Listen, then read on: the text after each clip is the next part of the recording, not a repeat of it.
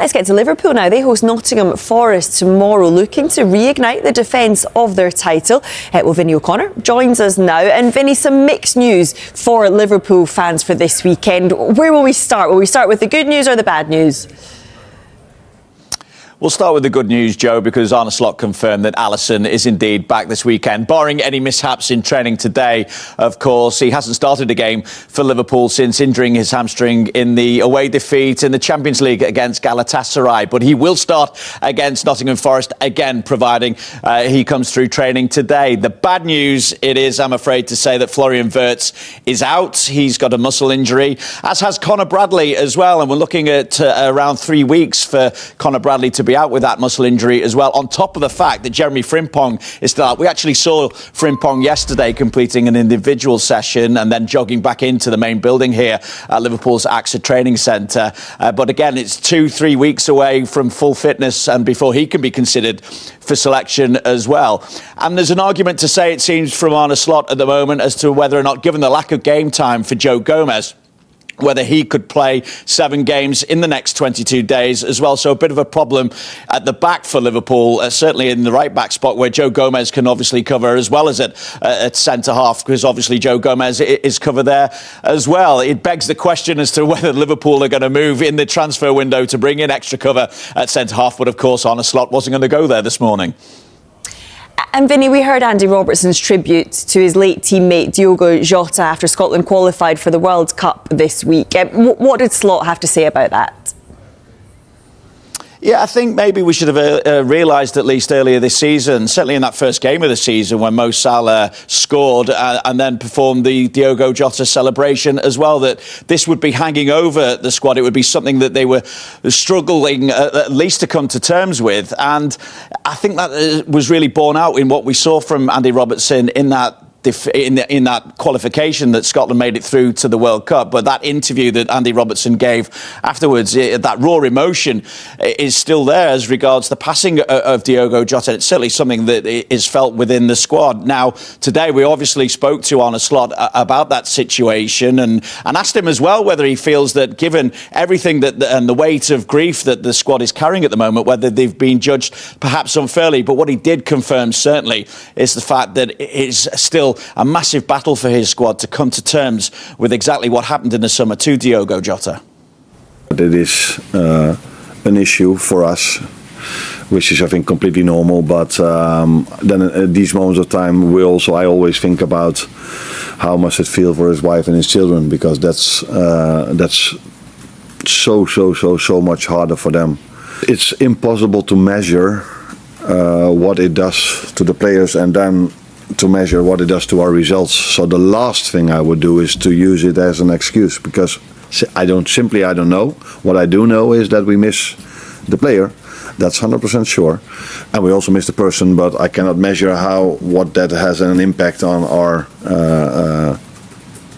performances, let alone on our results. So that's impossible for me to say, and we will never use it as an excuse, because that doesn't feel right. Obviously, they can never replace the person, and it's such a sense of loss that Liverpool feel as well. In many ways, though, they had to replace the player to kind of bring some kind of normality back to this squad, and that's why the likes of Hugo Ekitike and Alexander Isak were signed in the summer as well. Now, Alexander Isak did get some game time during that international break against Switzerland, but maybe not as much as Arne Slot would have liked, as they're building him up to full fitness. But they're hoping now that his injury issue is behind him and they can start building up those minutes once again, and he can play a more full part in this Liverpool squad moving forward as they look to gain some momentum, of course, in the title race now. Are Liverpool in the title race? Yes, it's a simple answer. I look at the season, and if you look at historically, to win the Premier League, 90 points gives you a very good chance. Liverpool can afford 3 defeats from where they are now. Providing they win all the other games, then they will get to that 90 points. Arne's run last season between defeats, I think it was Nottingham Forest and I can't remember who the second defeat was. He would have to improve on that over the rest of the season, but he's already proved that he's got a team that could get to that level. So the thing with Arsenal, I think Jay makes a good point there. as we've seen in the past, Arsenal do have a tendency to kind of lose it a little bit towards the end of the season. And if Manchester City charge, don't they? The Man City, I think the one I'd be scared of at the moment is Manchester City. I know they beat Liverpool 3-0. There was some controversy in the game, which I don't need to go into detail, but I think that there is also something brewing there with Manchester City. I mean, Erling Haaland hasn't even scored a hat-trick yet. He's normally bagged 2 or 3 by now. So he's rubbish, isn't he? I did not say that, absolutely not. But again, when you look at the title runners, I mean, Arsenal are in the best position, of course. But with the 90-point analogy, Arsenal can lose to Manchester City. They can lose to Liverpool and still get over 90 points. Yeah. We asked our viewers at the beginning of the show, should Liverpool sack off the Premier League and concentrate on the Champions League? 64% said yes, concentrate on the Champions League. What's your view? How many of them are Arsenal supporters? Worried Arsenal supporters. No, I think, and again, I think there's some synergy here, because I felt last season Arsenal actually stepped away from the Premier League to a point to focus on the Champions League. And the guys were saying they're outside Anfield, but there was a part towards the end of the season where Liverpool, I think, admitted that they were tired, and had Arsenal been putting the pressure on the Premier League, they could have nicked it then. So for Liverpool, no, you focus on two competitions at least. With the squad that they've got, players coming back to fitness, then they should be in a position to challenge for both. Did Jurgen Klopp's team win the Premier League last season? No, this is where Arne was the right appointment. He had, as people say, he won the league with Jurgen's team. He made Jurgen's team better. Had Jurgen's team been on their own just good enough to win the Premier League, then surely they would have won it under Jurgen. But how much pressure is he under? Because, he won the league at a canter, lots of smiles. This season he's been accused of making excuses. They've lost 7 out of 10 in all competitions. That is not great from the champions. So how much pressure is Slot under?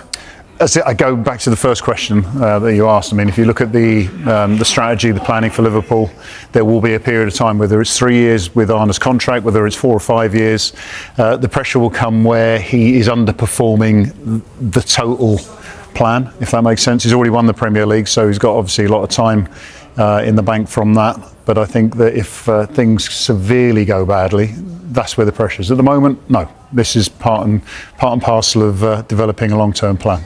But now we're going to bring in our transfer expert, Mark McAdam. Mark, Jamie Carragher said they're going to spend in January. Will they?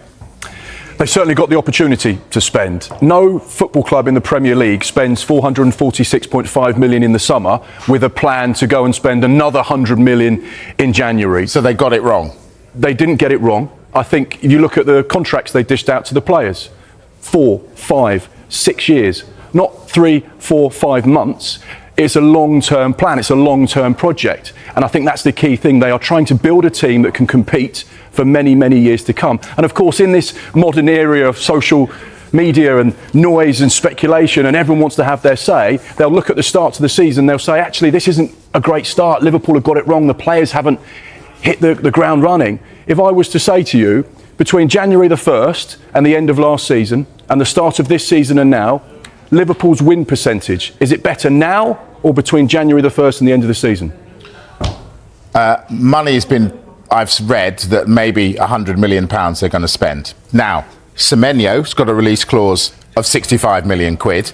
Gay, they agreed a deal of 35 million. Now, if my maths is right, is that the 100 million? Let's be honest, Liverpool are one of those sides that use data to recruit players. That's the way they've always operated. And they've always operated with, if the player is right for our football club, the market value is correct, and we believe he can improve the team, will we go and sign that player? Absolutely. They're in the market for players. They want to recruit, they want to strengthen, they want to improve. We know that they got so close to signing Mark Gay, like you rightly say, on deadline day. It didn't happen. Are they still in the market for a defensive-minded player? Absolutely.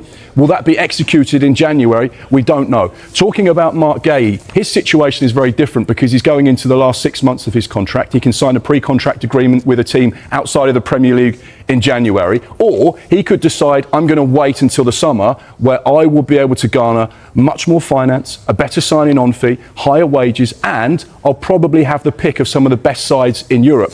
Anton Semenyo, another player that has been linked with Liverpool, we know that they like him, we know that Manchester City and Spurs are also big admirers of the Bournemouth man, who, as we now know, has a release clause.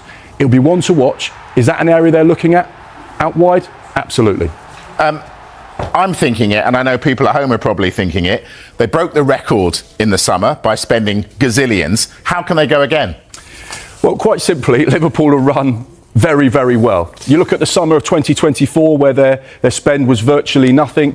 And of course, you have to remember that whilst this figure of 446.5 million is their outlay over the course of this summer, a Premier League record, you also have to remember that the net spend was actually lower than Arsenal's. That's because they sold so well. You look at some of those players that they sold, some of them that had come through the academy, some of them that had been at the club for some period of time, so they didn't actually owe a lot of money on those particular players. So the profits they were able to generate from those sales was actually really high. You look at that 218.4 million, divide that by the summer of 24 and the summer of 25, they've actually got a net spend of about 109 million pounds, which for a Premier League side is actually quite low, particularly one like Liverpool. That's going to keep the bank manager happy, but I'm going to go back to you and I'm going to press you. They still spent £446 million in the summer, and you're telling me they're going to go again. Did they get it wrong? Absolutely not. If you walk into that Liverpool boardroom and you spoke to the movers and shakers, the people that run the club, the people that make the big money decisions, they will say we are totally calm and relaxed with what we did. We believe in our recruitment. We believe in these players. We believe in Arne Slot, and we believe in what we're doing. We've won 2 Premier League titles in the last 30 odd years. We are a team that has not historically won Premier League titles. We are looking to be one of those sides that continue to press and probe and win and operate at the sharp end of the table. And we are building a team that we believe can compete for many years to come. If you look at the ages of the players they signed in the summer, 21, 22, 24, 23, 18, 25. These are young players that haven't even hit their prime. They are building a project. You look at the Arsenal project, for example, Mikel Arteta going in 2019. They are 5 or 6 years down the line of their project. This is essentially year one plus a little bit of Liverpool. New sporting director, new manager, Michael Edwards back at the football club. This is just the start, and the players they've signed are all on the start of what they're hoping to be a really successful journey. But to answer your question, the people that make decisions, are they relaxed? Absolutely. Do they believe in everything they did? Totally. Do they believe it will become good? 100%. I've got to bring David James in. David, are you buying that? I mean, Liverpool will love that, but hang on. They spent fortunes in the summer and they're going to go again this time. Surely they got it wrong. No, I don't. I agree with Mark there. I think the strategy, as I said at the beginning, is a long-term strategy. The money that's actually been spent, which is quite common in football nowadays, it's not all for up front. This will be spread over the course of a few years, whatever. So it's not an actual 50 million outlay. But I think when you also add the fact that they'll get the bonus for winning the Premier League, all of these bonuses which they wouldn't have envisaged they would have got from Arne Slot in his first season, it's actually a better position for them to be able to, as you said, Mark, possibly go out in the January transfer window and spend another 100 million. So not ideal because of the comparison to last season, but ideal in the bigger picture, I'm sure. The future of Ethan Nwanery's potential loan move is suddenly uncertain, as Arsenal remain wary of repeating past setbacks caused by injuries. According to recent reports, the club is open to sending the young midfielder out on loan this winter, but the idea raises immediate questions. Nwanery has become the talk of the moment after a report from the Daily Mail suggested that Arsenal are considering a temporary move for the 18-year-old. Despite his limited minutes this season, the thought of letting him leave, even temporarily, comes with significant doubts. Back in October, Mikel Arteta publicly insisted that Nwanery would have plenty of opportunities to play, pointing to the fact that the teenager had already been called upon when Martin Odegaard was injured. "I don't know, but I don't work with expectations," Arteta said at the time. "I work with what the players can give in the context of where the team is at that moment." Ethan played 2 Premier League matches early on because Martin was out. He's played in other competitions and he'll play more. Yet the reality has been very different. Nwanery has logged fewer than 500 minutes this season, appearing in just 5 of Arsenal's 11 Premier League games, none of them as a starter. His only starts came in the 2 EFL Cup wins over Port Vale and Brighton, and in the 3-0 Champions League victory against Slavia Prague. The arrival of Ebereki Eze and the promotion of Max Daumann have tightened competition even further. And despite injuries to Odegaard, Bukayo Saka, and Noni Madueke, Nwaneri's pathway has only narrowed. It's easy to forget how young he still is. At 18, and having first debuted at just 15, like Daumann, these are formative years where consistent playing time is crucial. The busy festive period could open that door, but with Odegaard, Madueke, and Kai Havertz all nearing their returns, there's a real chance Nwaneri could slide even further down the pecking order. This is why a January loan sounds logical on paper, but it also sets off alarm bells. Arsenal's season has already been shaped by injuries for the second year in a row, and squad depth has never felt more essential. A single setback among the attacking players over the holiday fixture run could thrust Nwaneri back into an important role almost overnight. The more sensible approach may be to reassess in the summer, once the squad naturally reshapes and the club have a clearer picture of their needs heading into 2025. Only then would a loan feel more secure, ensuring Nwaneri actually gets the minutes he needs rather than risking another stalled development. Even then, nothing is guaranteed. Supporters will remember Serge Gnabry's loan to West Brom, intended to push him closer to first-team football, but ultimately a move that derailed his progress before he rebuilt his career in Germany. Arsenal's recent history with loans has been mixed at best, and too often unsuccessful. For now, the club must weigh the immediate needs of the squad against the long-term growth of one of their brightest prospects. Whether a loan becomes the right option, or another cautionary tale, remains to be seen. But the complexity of Nwaneri's situation extends beyond simply playing time and squad depth.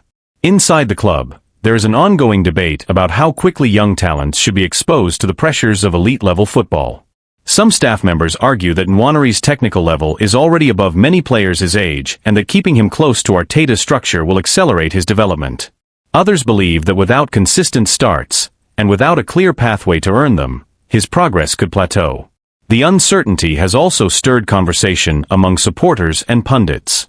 Several former Arsenal players have expressed concern that the club may be repeating old patterns, where promising youngsters become trapped between first-team aspirations and inconsistent minutes.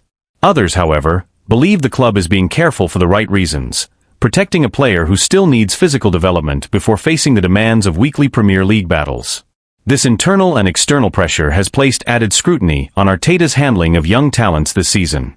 While he has been praised for trusting academy graduates in the past, the balance has become harder to maintain now that Arsenal are competing on multiple fronts and aiming for silverware. Every decision carries weight. Resting senior players risks losing points, while overusing inexperienced teenagers risks injury or decline in confidence. There is also the broader question of what kind of loan would actually benefit Nwaneri, should the club eventually decide to pursue one. A move to a Premier League side fighting relegation could offer minutes, but expose him to a demanding environment that prioritizes survival over development. A championship loan, on the other hand, might provide consistent matches, but at the cost of adjusting to a more physical style that does not always align with Arsenal's tactical identity. European options have been mentioned as well, though not confirmed. The possibility of joining a club in the Netherlands or Germany, leagues known for nurturing young talent, has been discussed quietly among observers. Yet Arsenal are hesitant, given how unpredictable such moves can be and how often they fail to produce the expected results. Meanwhile, Nwaneri himself remains focused and professional, according to those around the training ground. He is said to be eager for opportunities, but not frustrated or discouraged. The coaching staff admire his attitude, which only complicates the decision further. He is doing everything right, and still his future remains uncertain.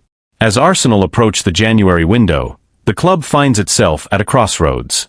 The next few weeks will likely be decisive, not just for Nwaneri's short-term career, but for how Arsenal choose to manage their most gifted prospects in an era of high expectations and relentless schedules. Any decision made now will be examined closely, not only because of what it means for Nwaneri, but because it will signal how the club intends to balance ambition with development as they move into the next phase of Arteta's project. Arsenal now face a difficult setback. Piero Hincapié may have to step into the North London derby under less than ideal circumstances after Gabriel's injury blow.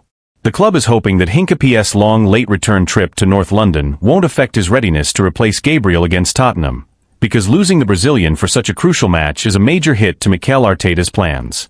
Arsenal have already been forced to cope with key absences at various stages of the season, but Gabriel missing the derby presents a challenge of a very different magnitude. Naturally, the focus shifts to who will fill the gap on the left side of Arsenal's defense, and for many, the most logical answer is Piero Hincapié. The summer signing impressed during his only start for the club so far, an outstanding display at left centre-back in the League Cup win over Brighton. That night, he partnered with Christian Mosquera, who is also an option for Arteta on Sunday. One possible configuration would see William Saliba move to the left, with Mosquera taking his place on the right, depending on how heavily Hincapié's international travel weighs on Arteta's decision. And that travel is far from insignificant. The Ecuadorian defender is currently away with his national team. He captained Ecuador during their 0-0 draw with Canada, helping secure the clean sheet. But the real concern comes with his final international fixture. Ecuador face New Zealand in New Jersey in the early hours of Wednesday morning, UK time. The match kicks off at 1:30 a.m. and is expected to finish around 4 a.m. Only after that will Hincapié board his flight back to England, meaning he won't arrive in London until Wednesday afternoon at the earliest. From there, he will have just a handful of days to recover, settle back in, and prepare for one of the most intense fixtures of the season. The slight silver lining is that the derby falls late in the weekend, giving him as much time as possible to reintegrate. Still, the timing of his return is far from ideal and adds yet another layer of uncertainty to Arsenal's defensive preparations ahead of a match that could define their momentum for weeks to come. Beyond the logistical headache, Arteta and his staff must also consider the physical and tactical demands that a North London derby imposes. It is not the sort of match where a defender can arrive underprepared, particularly against a Tottenham side that has looked sharp in attack this season. Any hesitation, any lapse in intensity caused by travel fatigue, could be costly. Inside Arsenal, there is a quiet concern that the club may once again be walking a tightrope with its defensive depth. Over the past 2 seasons, injuries at the back have forced Arteta into uncomfortable choices, and Gabriel's setback reopens a conversation that the club hoped was behind them. The manager has repeatedly emphasized the importance of continuity across the defensive line, especially given how central the high defensive line and controlled build-up are to Arsenal's identity. Gabriel and Saliba have been at the core of that stability, and disrupting it inevitably changes the team's rhythm. Analysts close to the club have noted that Hincapié's profile fits the role well, confident under pressure, quick across the ground, and capable of progressing the ball with either foot. However, they also caution that he is still adapting to the Premier League's pace and physicality. Throwing him straight into a derby environment may accelerate his integration, but it also carries risk.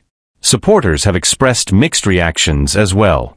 Many are eager to see Hincapié given a real opportunity, believing his style suits Arsenal's long-term plans. Others worry that asking him to deliver immediately, under difficult circumstances, could place unnecessary pressure on a player still in the early stages of adjusting to English football. The timing of Gabriel's injury also complicates Arsenal's broader goals. With a congested winter schedule approaching and the title race tightening, every match takes on heightened importance.